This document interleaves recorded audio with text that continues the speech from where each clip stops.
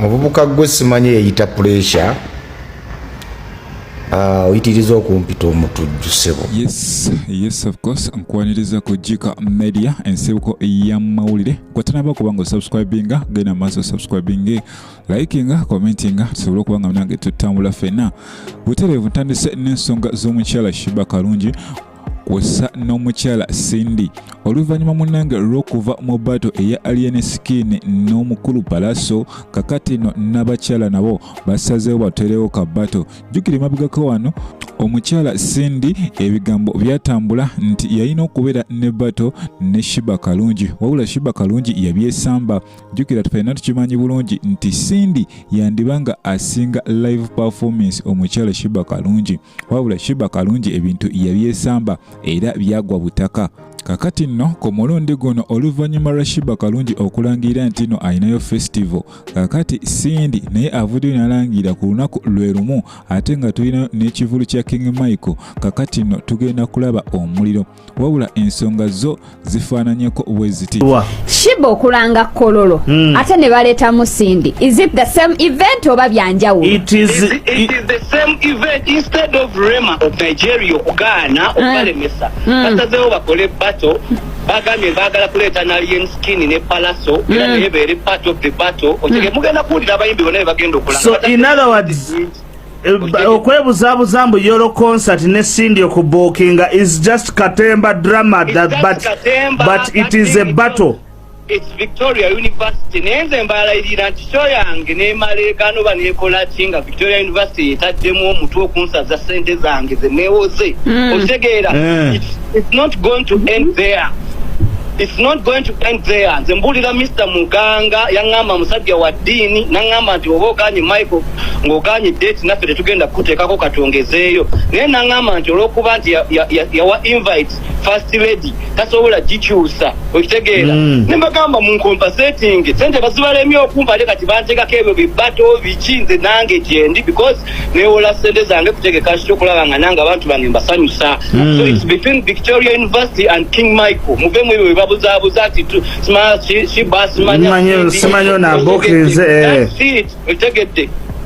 Okay. Zerino yimbira abantu nga 15 bayimbe bato zaabwe eri bataddemu sente government bataddemu sente balina eziranga balina ezikola biki zifina sente nakatono nkewozewoze okulaba nga nsanyusa abantu bange ninja kuteekayo shebeereyo mu linnya lya Katonda tugenda kuwagira eyo nga nkujjeyo oluvannyuma lw'omukulu Kiriri okuvayo Nalumba Alien Skin munnange abamu ku bamemba okuva mu Fangoni Forest bano bavuddeyo ne bamuddiza omuliro ne bamugamba musajja mukulu kulamba birowoozo weddeko byaliwo era eyakusinze aba yakusinze. Kituufu Kiriri nyozo bamina gye muvudde n'ekibanda Alien Skin muvudde wala wayogedde bingi bamukozesaako yakuumako ebyo bibaawo bulijjo mu bulamu bw'ensi abantu babeera abakozi ne bafuuka ba boosi ate ne bakozesa bakama baabwe. Lady Banton ne wamujjono yagambye nti Kamiliyoni yakolera mu gulinga basitula emizindaalo ne bakamata Kamiliyoni n'akuba endongo n'afuuka sita. Kati nawe kinagala omanye nti wabanga kibanda Alien Skin kituufu wamukozesaako yakukuumako yakuwolezaako engatto yakunaaza byonna nga yabikola. Kati saa zino nafa ku kyali ndagala mujjewo omuzannyo gwe mubadde muyina mwenna bakyali ba Alien. Omuzannyo gwe mubadde muyina ne Alien luli eri nga akyezimba ogwo omuzannyo mugujjewo. Kati bino byafuuka bya ddala. Alien kiri kimali mumanyiddemu kati yettuluba yagivaamu eryo ettuluba yalivaamu kati akola kiddako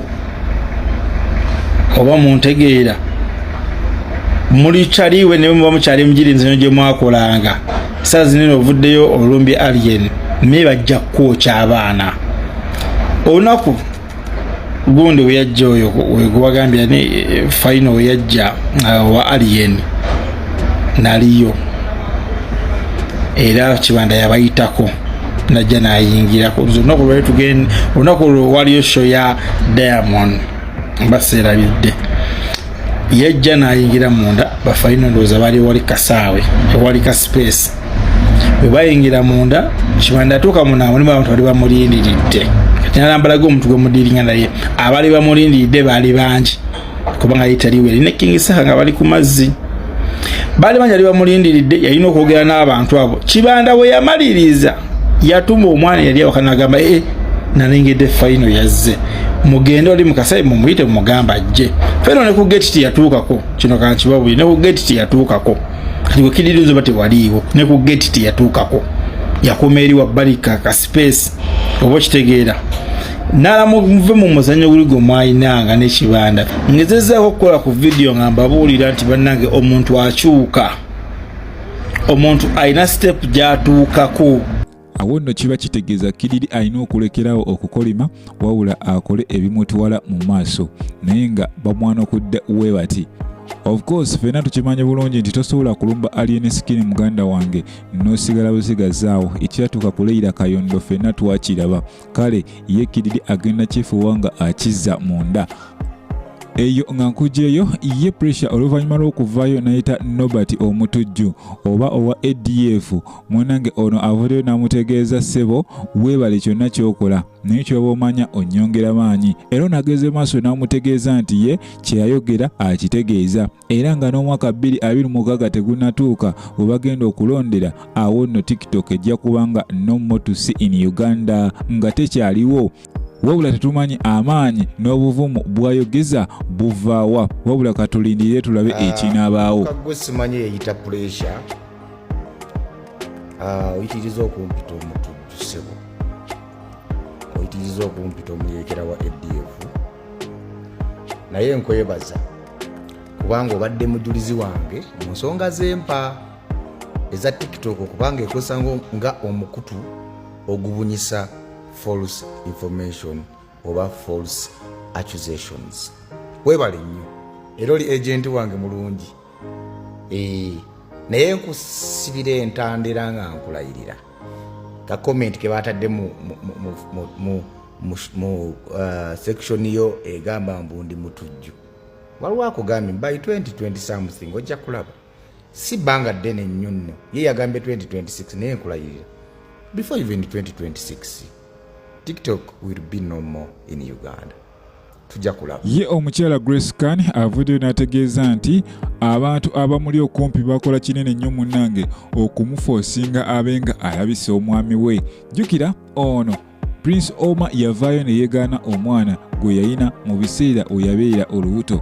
Awo nno abamuli okumpi bamuwa amagezi agende ku social media alabiseemu era bw'atyo omukazi wattu naye teyasiba zikweya ng'atandika kusala mugambo ku social media era tuwalaba bangi bavaayo ne bamugamba nnyabo lwaki tova mu mawulire ezo nsonga z'amaka mwandibadde mubikolako wabula ng'ono tawuliriza wabula oluvannyuma lw'akabanga akawanvu bano bamaze ne baddiŋŋana oluvannyuma lwa results okulaga nti omwana ono wa Prince Omar era nga ssaawa zino yejjusizza era ne yeenenya mu maaso g'omwami we n'amugamba musajja we byonna bye baakola baabikola naye nga babikozesa butamanya wabula nga essaawa eno bo bali united basobole okuzza omwana waabwe. Awo nno kiba kitegeeza ebintu ebisinga bye tukola kabuvubuka yabeera atuwaga naye nga luusi biba tebyetaagisa. Kakati omukyala uno yejjusa naye nga bye yakola munnange yamala dda okukola damage ku linnya lya Prince Omar yadde nga musaato yagezezaako ne yeddaabulula era nasalawo okubeera taata era nga we twogera kati bano bali butoola.